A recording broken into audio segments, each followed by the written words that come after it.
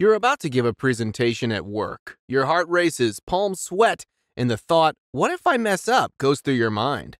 Or you're sitting at your desk and you're spending half an hour just sending an email to your manager, reading it over and over again to make sure your message comes across well.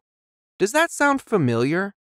In an era guided by social media notifications, 24/7 news cycles, and the endless chase of hustle culture, it's no surprise that anxiety has become a common guest in our daily lives. But what if this isn't just a passing trend, but a constant state of being for an entire generation? The book, The Anxious Generation, explores this very question, providing valuable insights backed by research and wisdom from social psychologist Jonathan Haidt. In today's video, we'll give an in-depth summary of the book, explaining the cause of the rising anxiety levels and the solution on how to deal with it. So let's dive straight into it. The rise of anxiety. According to recent studies, nearly 30% of the population will experience an anxiety disorder at some point in their lives, a number that has been on a steady rise over the past decade. This points to a shift in the collective psyche of our generation, and it's not something we can simply ignore or attribute to personal weakness. Whether you're a college student dealing with the paralyzing fear of choosing the right career path, or a young professional overwhelmed by the pressures of social media comparison and workplace competition, you're definitely not in this alone. And that leads to the question, how is it possible that an entire generation is struggling in one way or another with their mental health? Blame it on social media. While the digital age has brought the world to our fingertips, it has also introduced new stressors. Social media definitely has its benefits, as it allows us to connect with people all over the world and share our experiences with them. However, it also comes with a dark side.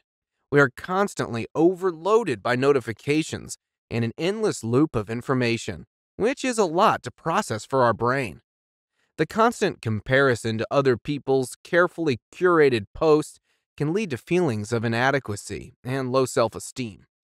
And the pressure to constantly stay connected and be up to date on the latest trends can create a sense of overwhelm and fear of missing out. These digital interactions, while seemingly connecting us, can therefore actually make us feel more isolated and less equipped to handle real-world challenges. This leads to feelings of anxiety among a lot of people, especially younger generations who grew up in the digital world. This shows us that it's important to be mindful of our social media usage and take breaks when you're feeling overwhelmed. The paradox of choice. Nowadays, there are endless options available in every aspect of life, whether it's regarding major life decisions like choosing a career path or more day-to-day decisions like which Netflix shows to watch. The options are countless. Therefore, decision paralysis and the anxiety from wanting to make the perfect choice have become more common. The pressure to make the right decision can lead to fear of failure and anxiety about the future. This is especially true in highly competitive environments, like at work, where there are constant comparisons between employees and the need to prove yourself.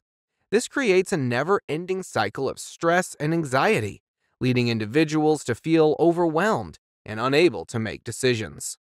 It's important to remember that it's okay to not have everything figured out and to embrace imperfection.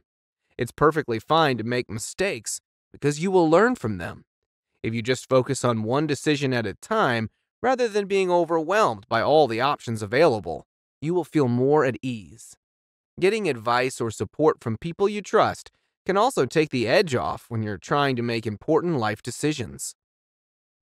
The decline of community. Over the past decades, there has been a decline in close-knit communities, which has a profound effect on our sense of security and belonging. With the rise of technology and social media, people have become more distant from each other, relying on virtual connections rather than face-to-face interactions. Communities, however, play a vital role in offering emotional support and fostering a sense of identity. Communities also provide an opportunity for people to learn from each other by sharing knowledge and experiences. This can be beneficial not only for one's personal growth, but also for the development of the community as a whole. It also allows individuals to feel like they are making a positive contribution, which adds a sense of purpose to their lives. The absence of such a support system can create a sense of isolation and loneliness, leading to feelings of depression and anxiety. That's why rebuilding a sense of community and creating meaningful connections is essential for our mental well-being. It allows us to feel a sense of belonging, boosts our self-esteem, and provides a support system during difficult times. So try volunteering or join a sports club or hobby group and participate in community events. This can be a great start to building your own community. The stigma of anxiety and mental health. Even though we are talking more about mental health these days, there's still a big stigma around it. Many people think that reaching out for help is a sign of weakness or failure, which keeps them from getting the support and treatment they really need. This can make things worse, leading to serious long-term problems. Anxiety and other mental health disorders are legitimate medical issues that deserve proper care and intervention. Just like you would go to a doctor for a broken wrist or a back pain, you should also seek help for your mental health struggles. This shouldn't be considered as a weakness, but as a demonstration of strength and an important act of self-care. Acknowledging and addressing your mental health issues requires courage, and taking action can lead to substantial improvements in your overall well-being. Also, by having open chats about mental health, we can break down the stigma around it. The role of educational and economic systems. The way schools are designed right now, with all the high-stakes tests and the pressure to be at the top of the class from a young age, is really piling on the stress for students. It's like we're laying the foundation for them to be anxious. This high-pressure environment can cause students to compare themselves to others and develop unhealthy perfectionism, which is linked to anxiety. We need to take a closer look at how our educational systems are affecting the mental health of our younger generations. Educational systems should prioritize not only academic success, but also the well-being and personal growth of students. By creating a more balanced and supportive learning environment, we can help prevent and address anxiety from an early age. Another common cause of stress relates to the economical system. Financial insecurity and the gig economy are significant sources of stress for young adults. Our parents typically spent decades working for the same company, whereas today, it's common to frequently change jobs or do freelancing. This change gives us a lot of freedom, but also brings along uncertainty, which can lead to anxiety about our future financial stability. The importance of self-care. Taking care of your physical, emotional, and mental well-being is crucial in managing anxiety. Practicing self-care means making time for activities that bring you joy, relaxation, and rejuvenation. This could mean working out, meditating, hanging out with your favorite people, or diving into a hobby you love. It's important to prioritize self-care and not feel guilty for taking time for yourself. In fact, prioritizing your own well-being will actually make you more productive and better equipped to handle the challenges of life. The influence of parenting styles. Helicopter parenting is gaining more and more popularity recently.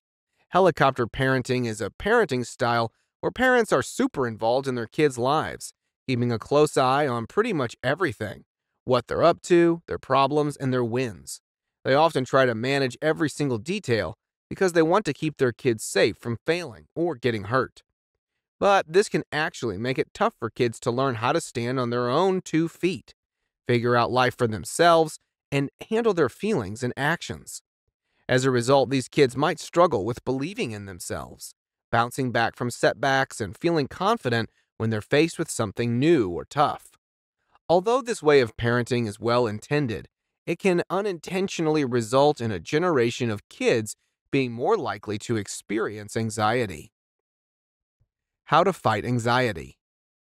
Knowing now what has led to the rising levels of anxiety amongst an entire generation, what can we actually do about it? Research shows that a crucial factor in managing and overcoming anxiety is resilience. Resilience is the ability to bounce back from challenges or setbacks. Some people tend to be more resilient than others, maybe because of how they were raised or what they have had to deal with in their life. But anyone can strengthen their resilience. But how? Well, techniques such as mindfulness, positive self-talk, and gratitude can immensely raise your resilience levels. These methods will help boost your confidence and give you the basic tools for handling difficult situations. By cultivating resilience, you can learn to handle your anxious thoughts and feelings more effectively, which will increase your ability to cope with difficult situations. Moving forward. The final takeaway is a hopeful look towards the future, where societies, communities, and individuals can adapt to reduce anxiety and create a more supportive environment for all. As a society, we should create more awareness and understanding of anxiety by promoting mental health education and resources in our schools and workplaces. We can also advocate for policies that support mental health care and accessibility to treatment. On an individual level, it's essential to prioritize your self-care and seek help when needed. This goes further than having a peaceful spa night and some me time. It includes practicing mindfulness, engaging in self-reflection and introspection, and seeking therapy if needed. And there you have it, an in-depth summary of the incredible book, The Anxious Generation. This book truly is a mirror reflecting our current societal struggles with anxiety. It also gives hope for a more peaceful, stress-free future by providing us with the tools to handle anxiety caused by today's fast-paced world. If you want to be successful in improving your mental health, start today by picking one of the many insights from this video and decide for yourself how you're going to put this into practice.